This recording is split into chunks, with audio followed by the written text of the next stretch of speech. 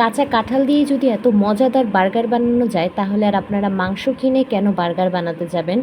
এখন কিন্তু কাঁচা কাঁঠাল পাওয়া যাচ্ছে অ্যাভেলেবল, তো আপনারা কাঁচা কাঁঠালের এরকম মজাদার বার্গার বানিয়ে খেতে পারেন। যারা একবার খাবেন তারা কিন্তু বারবার খেতে চাইবেন, আর যারা কখনোই খান নাই তারা বুঝবেনও না যে এটার স্বাদ কেমন।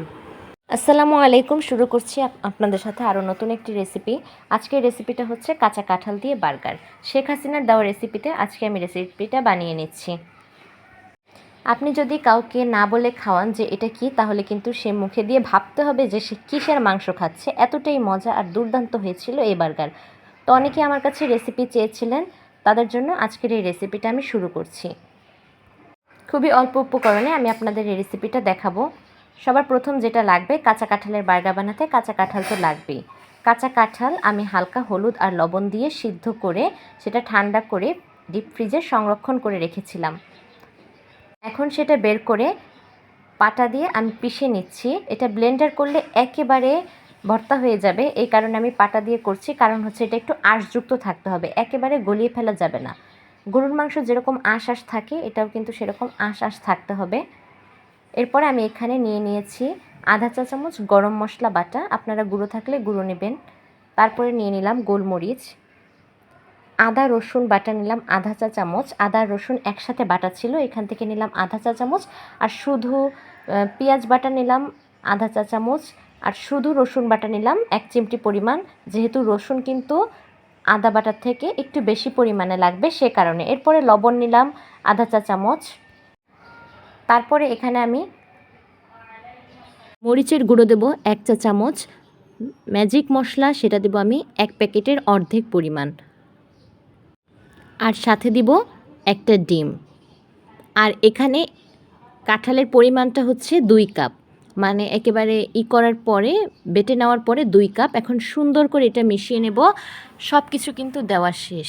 আপনারা দেখতেই পেয়েছেন কত অল্প অল্প উপকরণে এটা আমি বানিয়ে ফেলছি। এখন কিন্তু গ্রীষ্মকালের আগে, গ্রীষ্মকাল চলে এসেছে, এখন কিন্তু কাঁঠাল পাওয়া যাচ্ছে। আপনারা কিন্তু এই মুহূর্তে কাঁচা কাঁঠাল কিনে সংরক্ষণ করতে পারেন, আবার এখনও খেতে পারেন। এরপরে এখানে আমি নিয়েছি 2 টেবিল চামচ পরিমাণ আটা। আটা আর ডিমের কারণে এটার বাইন্ডিংটা এত সুন্দর হবে যে এটা চুলায় দেওয়ার সাথে সাথে এটা খুলে আলাদা হয়ে যাবে না, একেবারে টিকার মতো শক্ত হয়ে থাকবে। এখন আমি এই রকম টিকার সাইজ করে করে গরম তেলে ভেজে নেব। গরম তেলে ভাজার জন্য আমি এখানে প্যানে তেল গরম করে নিয়েছি। তেল গরম করে যখন দেখব যে অনেক গরম হয়ে গিয়েছে, তখন আমি এক একটা করে টিকার সাইজ করে দিয়ে দিলাম। উল্টো পাল্টে সবগুলো ভেজে নিতে হবে। আর যেহেতু এটা কাঁঠালটা সিদ্ধ করা আগে থেকেই, শুধু ডিমটা ভাজতে হবে আর কাঁঠালের একটা কালার আসতে হবে, এই কারণে একেবারে লো ফ্লেমে না, আমি মাঝারি আঁচে এটা ভেজে নেব সবগুলো। চুলার আঁচ একেবারেও হাই থাকবে না, একেবারেও কম থাকবে না। উল্টে পাল্টে যখন কালার চলে আসবে আমি নামিয়ে নিব।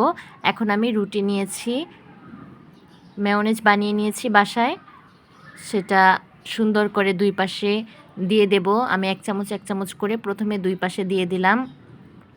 এরপরে আমি যেই কাঁঠালের পেটিটা বানিয়েছি সেটা দিয়ে দিলাম।